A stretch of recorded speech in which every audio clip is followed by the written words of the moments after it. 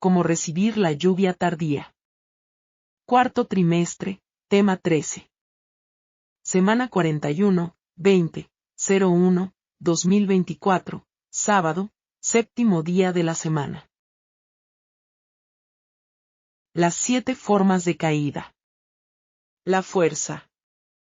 La fuerza, pero se me dejó saber que ésta no podrá controlar ni dominar una conciencia y decisión firme por Cristo Jesús.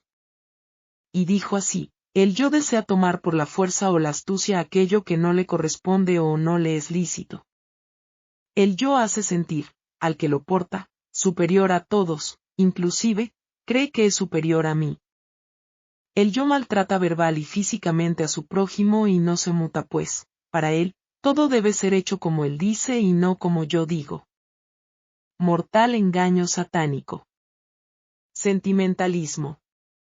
La segunda de ellas, el sentimentalismo, este será grandemente probado en todo su enérgico poder, mas una entera confianza sin reservas en Cristo Jesús es lo que nos garantizará la victoria. Y dijo así: el yo se cree víctima y juega de dicho lado hasta que es confrontado y descubierto. Y ahí cambia a victimario, donde todos tienen la culpa de que él sea así. Este hechizo mortal vive en aquel, cuyo yo está florecido en él. Juego astuto del enemigo desde que se encontró en el maldad, en el cielo. Complacencia. La tercera de ellas, la complacencia, esta en pro del bien común será una amplia puerta para destrucción, mas no la debemos consentir, sino que debemos ejercer la libertad de conciencia bajo un escrito está y, así, podremos vencer. Y dijo así: el yo vive para complacerse y poner, al último, las necesidades de su prójimo. El yo vivo nunca se da por satisfecho, siempre quiere más, aunque no lo necesite.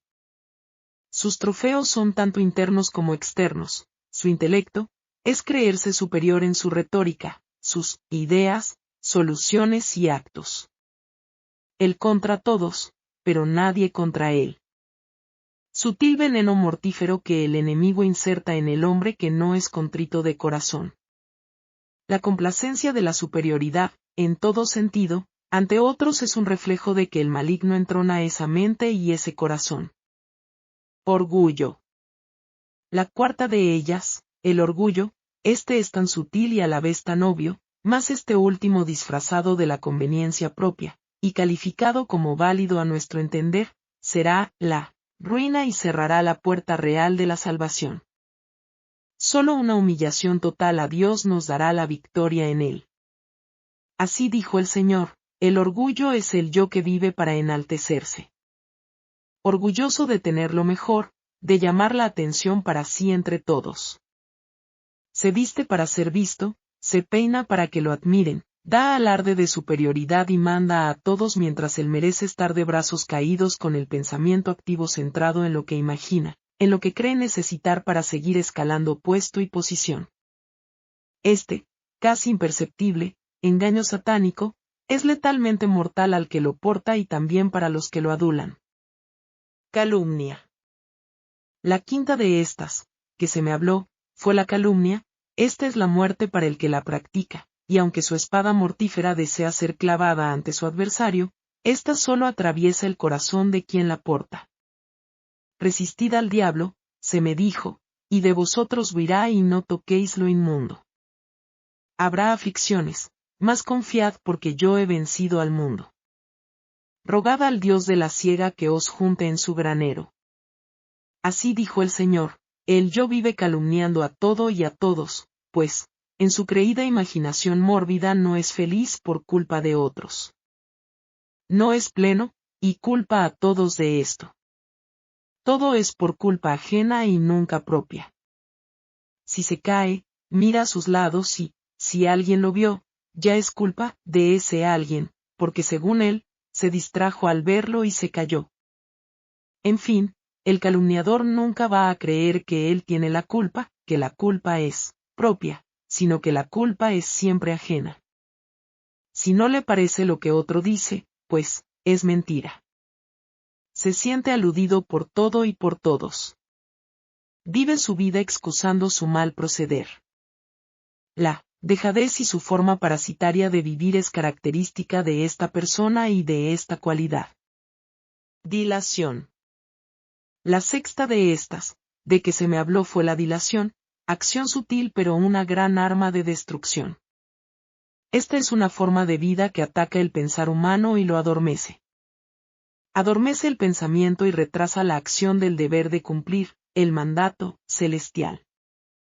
Es tan mortíferamente sutil que da la ilusión de que lo terrenal es mucho más importante que lo celestial, o sea, lo que es perecedero es más importante que lo que perdurará para siempre. Orad, orad sin cesar, ayunad y buscad el rostro de Cristo Jesús para que podáis vencer ante esta arma de la dilación. Así dijo el Señor, el yo vive por la dilación. Hoy no puedo por esto, mañana no podré por aquello. Pasado, por lo otro, en fin. Lo primordial siempre es último y las inventivas primero. En la lista de lo primordial siempre pone encima, y entre ellas, su complacencia, y nunca completa lo mandatorio. Los detalles lo complacen tanto que pospone los deberes al punto que, si fracasa, es culpa de ser tan detallista. Para su forma de dilación propia, todo debe estar como se imagina, quiere y desea para poder avanzar. Y, si esto no es así, es culpa de todos, inclusive de mí. Y, por eso, él no avanza. El yo de la dilación critica al esforzado, al que cada día, con intenso afán, lucha por completar su labor diaria. Lo tilda de extremista, fanático y abusivo. El yo de la dilación es detractor, critica a todo aquello que no va de acuerdo a su forma de ver, actuar y pensar. Esta actitud, horrendamente pecaminosa, de creer que su forma de ser es ley hacia otros, es instigación maligna de perdición. Sensualidad. La séptima, que se me dijo fue, la sensualidad. Mi pueblo pereció por falta de conocimiento. Este acto desenfrenado, con acciones ilícitas dentro del matrimonio, es puesto, aún, en primer lugar, antes del deber de cumplir, el mandato divino. A los tales digo ahora, coméis y bebéis y estáis en fiesta, pero vendrán los días en que el esposo no estará y será tiempo de ayuno y oración porque el león rugiente está alrededor de vuestras casas. Y estas han sido pedidas para ser grandemente zarandeadas, y así será hecho. Más pedid al Dios de la siega que os reserve a salvo en su granero. Sed, pues, celosos y arrepentíos porque vendrá la aflicción y, ¿quién podrá permanecer en pie? En ese momento terminaron diciéndome, Ezequiel 20. La séptima, y última, es la sensualidad. El yo de la sensualidad es vivir en el yo interno y externo constantemente. Esta carnalidad animalizada no es más que la perversión pecaminosa de aquel que deja que el enemigo de Dios y del hombre lo denigre al punto de volverlo irracional. El yo de la sensualidad vive en sus placeres mentales, buscando toda oportunidad para exteriorizarlos en su propia complacencia. Al dar rienda a esto, daña su hipotálamo y su lóbulo frontal. Su cerebelo vive adormecido, como cuando la marihuana invade el torrente sanguíneo o cuando la metadona es ingerida, introducida, al cuerpo. Tal como, el que vive peleando es adicto a la adrenalina en su sangre, el sensual es adicto a la testosterona por su descuido en la intemperancia en el dormir, comer y en todo tipo de intemperancia. El yo de la sensualidad ha llevado al ser humano a comportarse peor que los animales, pues, estos no tienen razonamiento, y el ser humano sí. Un animal se aparea con el sexo opuesto para procreación, en el tiempo señalado para esto, pero el ser humano que vive para el yo, en la sensualidad, se aparea con su mismo sexo por depravación, ya que esto viola el curso natural de la procreación. Y otros, aunque con el sexo opuesto o sea, hombre y mujer, practican actos animalizados para sentirse bien. También están en desagrado ante mí. Estos, los que practican estas perversiones, no heredarán la vida eterna. Por esta razón, el enemigo de las almas los animaliza, para que así, en este estado de éxtasis carnal, ninguna espiritualidad pueda prevalecer y, así, crear en éste la muerte eterna. Las 10 formas de anatemas. Testimonio, 14/09/2020 Part 2. El Señor me dio, como un resumen de anatemas. Lo resumió en 10 formas. El yo. La suficiencia propia. El amor a los hijos más que a él. La codependencia absoluta y total de esposo o esposa, en vez de esto ser solamente para él. Apego a lo material, a las posesiones. Apego monetario. Deseos pecaminosos encubiertos, sutiles y abiertos. Mis ideas propias. Los desórdenes sensuales mórbidos acariciados. Las excusas sutiles, para excusar desobedecer a Dios. Texto bíblico. Salmo 113, 1-9, Aleluya, alabad al Señor, oh siervos de Jehová, alabad el nombre de Jehová. Sea el nombre de Jehová bendito, desde ahora y para siempre. Desde el nacimiento del sol hasta donde se pone, sea alabado el nombre de Jehová. Excelso sobre todas las naciones es Jehová, sobre los cielos su gloria. ¿Quién como Jehová nuestro Dios, que mora en las alturas, que se humilla a mirar lo que hay en el cielo y en la tierra?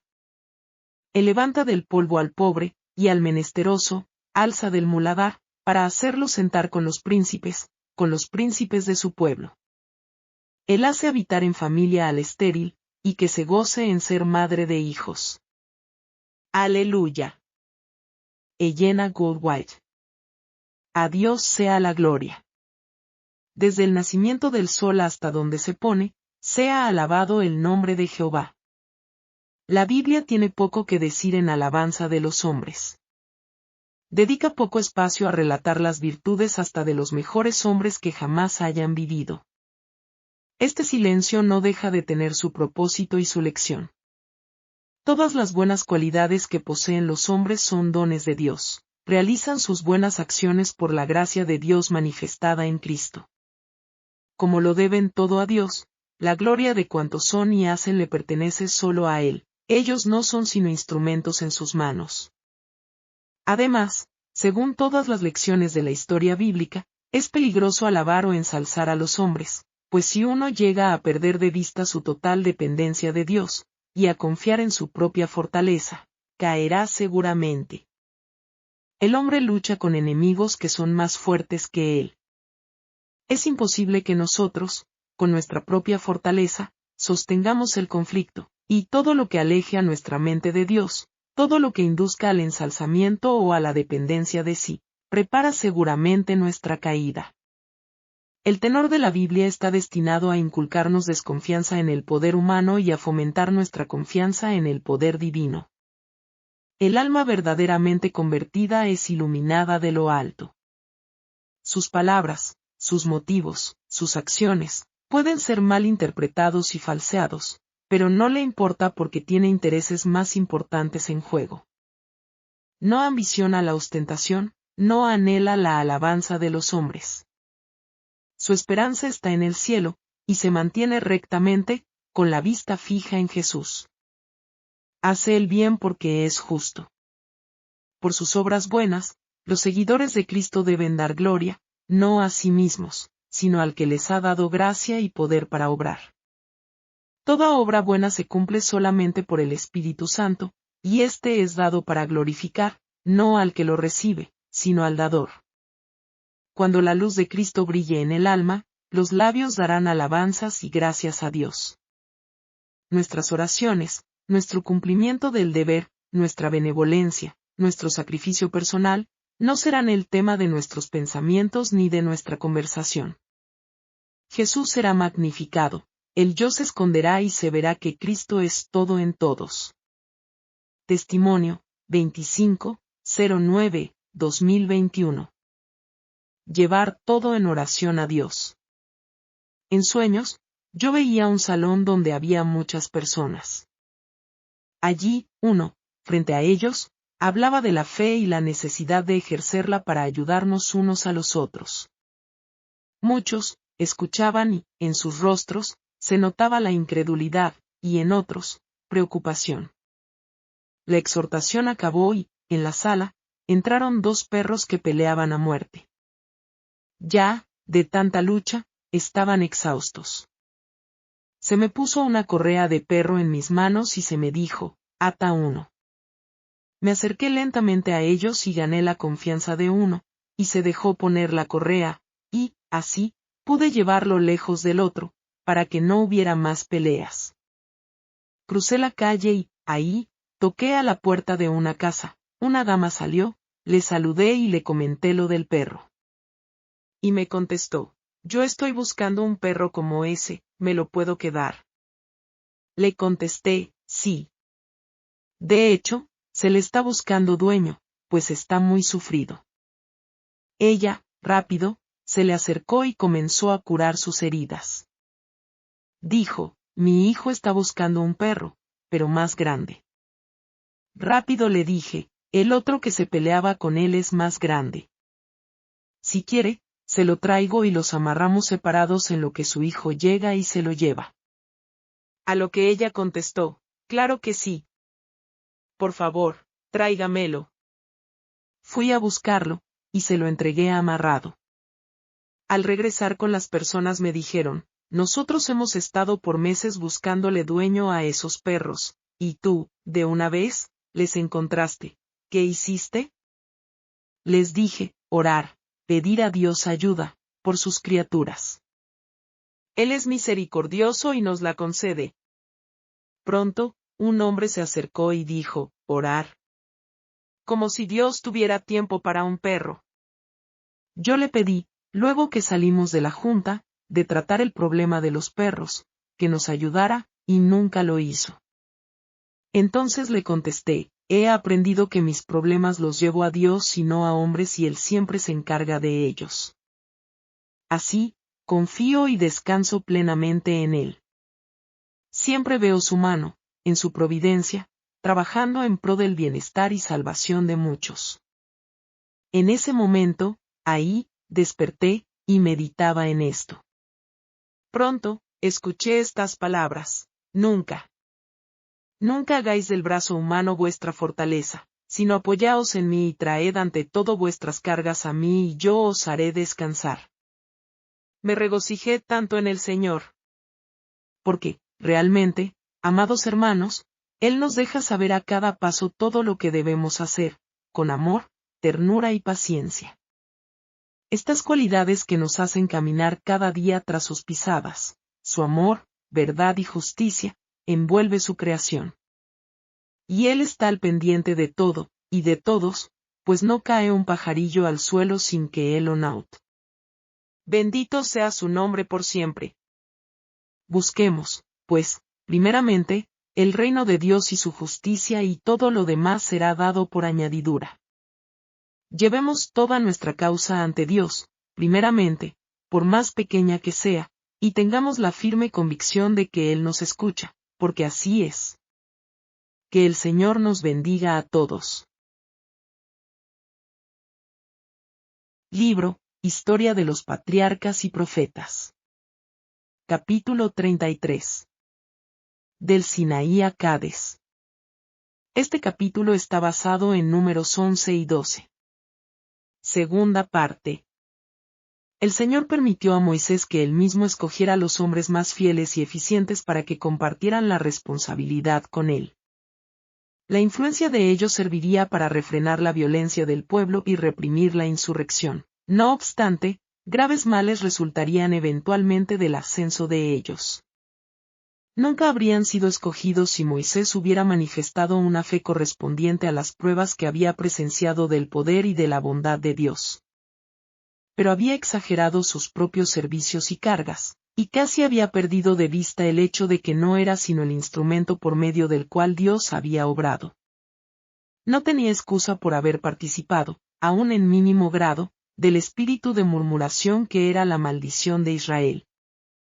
Si hubiera confiado por completo en Dios, el Señor lo habría guiado continuamente, y le habría dado fortaleza para toda emergencia.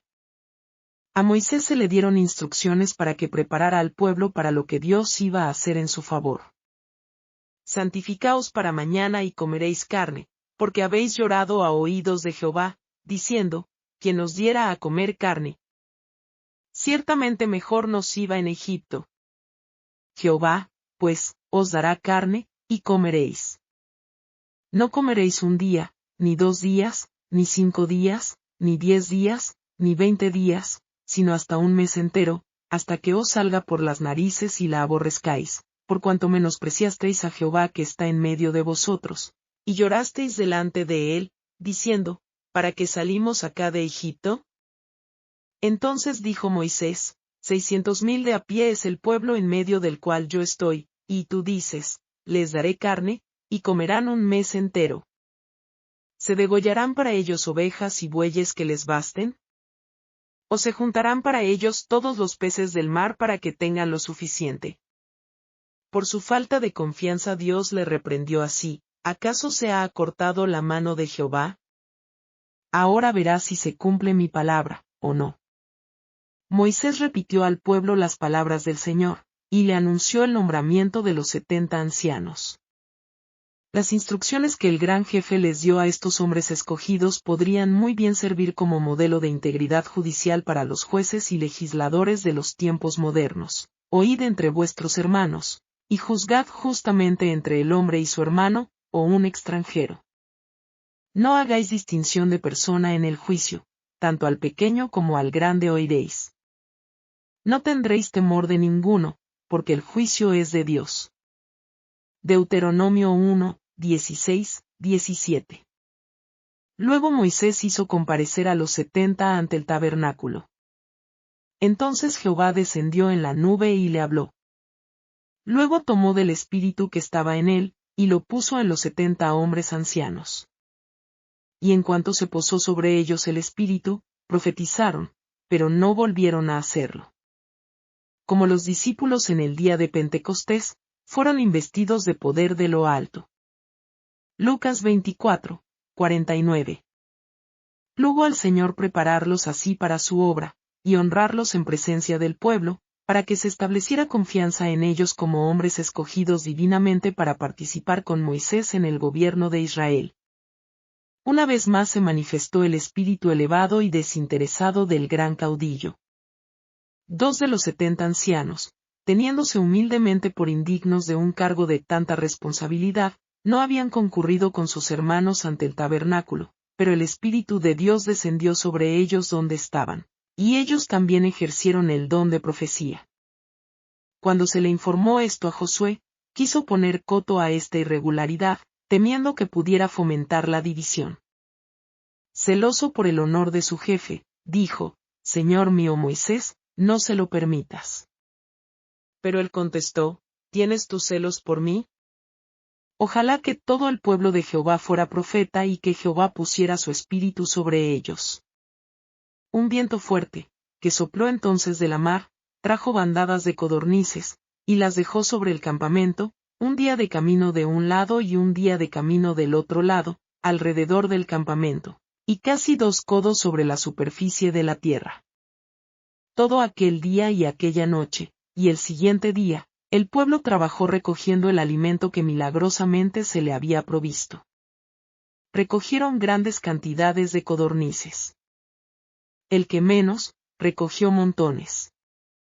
Se conservó por desecamiento todo lo que no era necesario para el consumo del momento, de manera que la provisión, tal como Dios lo había prometido, fue suficiente para todo un mes. Dios dio a los israelitas lo que no era beneficioso para ellos porque habían insistido en desearlo, no querían conformarse con las cosas que les serían de provecho. Sus deseos rebeldes fueron satisfechos, pero se les dejó que sufrieran las consecuencias. Comieron desenfrenadamente y sus excesos fueron rápidamente castigados. Hirió Jehová al pueblo con una plaga muy grande. Muchos fueron postrados por fiebres calcinantes, mientras que los más culpables de entre ellos fueron heridos apenas probaron los alimentos que habían codiciado. En Acerot, el siguiente sitio en donde acamparon después de salir de Tabera, una prueba aún mayor esperaba a Moisés. Aarón y María habían ocupado una posición encumbrada en la dirección de los asuntos de Israel. Ambos tenían el don de profecía, y ambos habían estado asociados divinamente con Moisés en la liberación de los hebreos. Envié delante de ti a Moisés, a Aarón y a María, Miqueas 6:4, declaró el Señor por medio del profeta Miqueas. En temprana edad María había revelado su fuerza de carácter, cuando siendo niña vigiló a la orilla del Nilo el cesto en que estaba escondido el niño Moisés.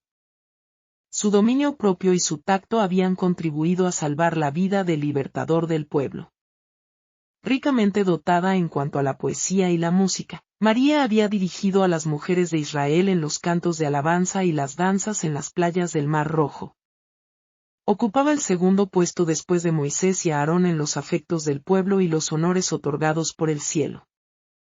Pero el mismo mal que causó la primera discordia en el cielo, brotó en el corazón de esta mujer de Israel, y no faltó quien se uniera con ella en su desafecto. Ni María ni Aarón fueron consultados en el nombramiento de los 70 ancianos, y esto despertó sus celos contra Moisés. Durante la visita de Jetro, mientras los israelitas iban hacia el Sinaí, la pronta aceptación por Moisés de los consejos de su suegro hizo temer a Aarón y María que la influencia que ejercía sobre el gran caudillo superara a la propia. En la organización del Consejo de los Ancianos, creyeron que tanto su posición como su autoridad habían sido menospreciadas. Nunca habían conocido María y Aarón la carga de cuidado y responsabilidad que había pesado sobre Moisés. No obstante, por haber sido escogidos para ayudarlo, se consideraban copartícipes con el de la responsabilidad de dirigir al pueblo, y estimaban innecesario el nombramiento de más asistentes. Moisés comprendía la importancia de la gran obra que se le había encomendado como ningún otro hombre la comprendió jamás. Se daba cuenta de su propia debilidad e hizo a Dios su consejero. Aarón se tenía en mayor estima y confiaba menos en Dios. Había fracasado cuando se le había encomendado responsabilidad, y reveló la debilidad de su carácter por su baja condescendencia en el asunto del culto idólatra en el Sinaí. Pero María y Aarón, cegados por los celos y la ambición, perdieron esto de vista. Dios había honrado altamente a Aarón al designar su familia para los cargos sagrados del sacerdocio. Sin embargo, aún esto contribuía ahora a intensificar su deseo de exaltación. Decían, solamente por Moisés ha hablado Jehová. ¿No ha hablado también por nosotros? Véase Números 12. Creyéndose igualmente favorecidos por Dios, pensaron que tenían derecho a la misma posición y autoridad que Moisés. Cediendo al espíritu de desafecto, María halló motivo de queja en cosas que Dios había desistido especialmente. El matrimonio de Moisés la había disgustado. El hecho de que había elegido esposa en otra nación, en vez de tomarla de entre los hebreos, ofendía a su familia y al orgullo nacional. Trataba a Séfora con un menosprecio que no disimulaba. Aunque se la llama mujer cusita o etíope, la esposa de Moisés era de origen madianita, y por lo tanto, descendiente de Abraham. En su aspecto personal difería de los hebreos en que era un tanto más morena. Aunque no era israelita, Séfora adoraba al Dios verdadero. Era de un temperamento tímido y retraído, tierno y afectuoso, y se afligía mucho en presencia de los sufrimientos. Por ese motivo cuando Moisés fue a Egipto, él consintió en que ella regresara a Madián. Quería evitarle la pena que significaría para ella presenciar los juicios que iban a caer sobre los egipcios. Cuando Séfora se reunió con su marido en el desierto, vio que las responsabilidades que llevaba estaban agotando sus fuerzas, y comunicó sus temores a Jetro, quien sugirió que se tomaran medidas para aliviarlo. Esta era la razón principal de la antipatía de María hacia Séfora.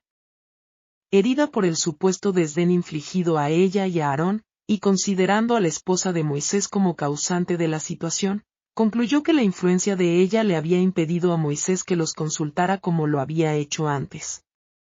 Si Aarón se hubiera mantenido firme de parte de lo recto, habría impedido el mal, pero en vez de mostrarle a María lo pecaminoso de su conducta, se unió a ella, prestó oídos a sus quejas, y así llegó a participar de sus celos. Moisés soportó sus acusaciones en silencio paciente y sin queja. Fue la experiencia que adquirió durante los muchos años de trabajo y espera en Madián, el espíritu de humildad y longanimidad que desarrolló allí, lo que preparó a Moisés para arrostrar con paciencia la incredulidad y la murmuración del pueblo, y el orgullo y la envidia de los que debieron ser sus asistentes firmes y resueltos.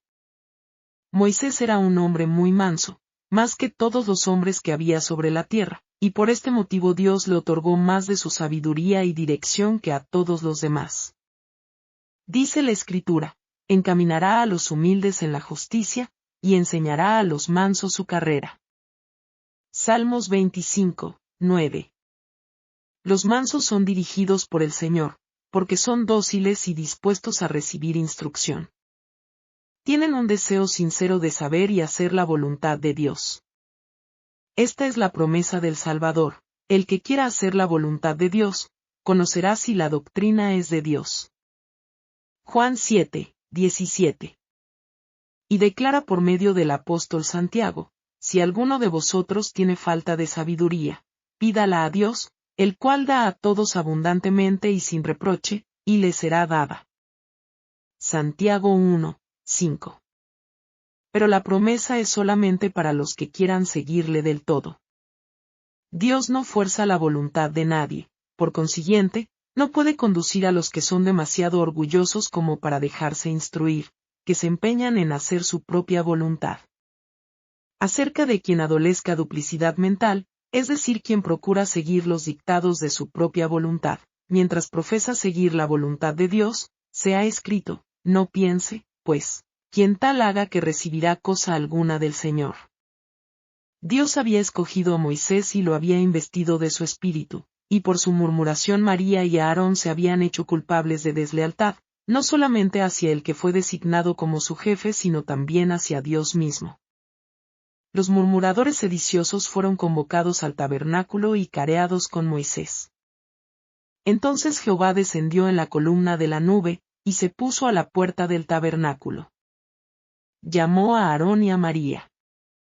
No negaron sus aseveraciones acerca de las manifestaciones del don de profecía por su intermedio. Dios podía haberles hablado en visiones y sueños. Pero a Moisés, a quien el Señor mismo declaró fiel en toda mi casa, se le había otorgado una comunión más estrecha. Con el Dios hablaba cara a cara. ¿Por qué, pues, no tuvisteis temor de hablar contra mi siervo Moisés? Entonces la ira de Jehová se encendió contra ellos, luego se fue. La nube desapareció del tabernáculo como señal del desagrado de Dios, y María fue castigada. Quedó leprosa como la nieve. A Aarón se le perdonó el castigo, pero el de María fue una severa reprensión para él. Entonces, humillado hasta el polvo el orgullo de ambos, Aarón confesó el pecado que habían cometido e imploró al Señor que no dejara perecer a su hermana por aquel azote repugnante y fatal. En respuesta a las oraciones de Moisés, se limpió la lepra de María. Sin embargo, ella fue excluida del campo durante 7 días. Tan solo cuando quedó desterrada del campamento volvió el símbolo del favor de Dios a posarse sobre el tabernáculo. En consideración a su elevada posición, y en señal de pesar por el golpe que ella había recibido, todo el pueblo permaneció en Aserot, en espera de su regreso. Esta manifestación del desagrado del Señor tenía por objeto motivar a todo Israel a poner coto al creciente espíritu de descontento y de insubordinación. Si el descontento y la envidia de María no hubieran recibido una pública reprensión, habrían resultado en grandes males. La envidia es una de las peores características satánicas que existen en el corazón humano, y es una de las más funestas en sus consecuencias.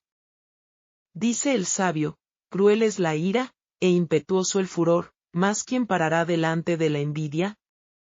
Proverbios 27, 4. Fue la envidia la que provocó la primera discordia en el cielo, y el albergarla ha obrado males indecibles entre los hombres. Porque donde hay envidia y contención, allí hay perturbación y toda obra perversa. Santiago 3, 16. No debemos considerar como cosa baladí el hablar mal de los demás, ni constituirnos nosotros mismos en jueces de sus motivos o acciones. El que murmura del hermano y juzga a su hermano, murmura de la ley y juzga a la ley, pero si tú juzgas a la ley, no eres hacedor de la ley, sino juez. Santiago 4:11. Solo hay un juez, el cual aclarará también lo oculto de las tinieblas, y manifestará las intenciones de los corazones. 1 Corintios 4:5. Y todo el que se encargue de juzgar y condenar a sus semejantes usurpa la prerrogativa del Creador. La Biblia nos enseña en forma especial que prestemos cuidado a no acusar precipitadamente a los llamados por Dios para que actúen como sus embajadores. El apóstol Pedro, al describir una clase de pecadores empedernidos, los llama atrevidos y obstinados, no temen decir mal de los poderes superiores, mientras que los ángeles, que son mayores en fuerza y en poder, no pronuncian juicio de maldición contra ellos delante del Señor. 2 Pedro 2:10-11. Y Pablo, en sus instrucciones dadas a los que dirigen las iglesias, dice, contra un anciano no admitas acusación si no está apoyada por 2 o 3 testigos. 1 Timoteo 5:19. El que impuso a ciertos hombres la pesada carga de ser dirigentes y maestros de su pueblo, hará a éste responsable de la manera en que trate a sus siervos. Hemos de honrar a quienes Dios honró. El castigo que cayó sobre María debe servir de reprensión para todos los que, cediendo a los celos, murmuren contra aquellos sobre quienes Dios puso la pesada carga de su obra. Himnos. 0:19, loámoste, oh Dios. 0:39, del alba al despuntar.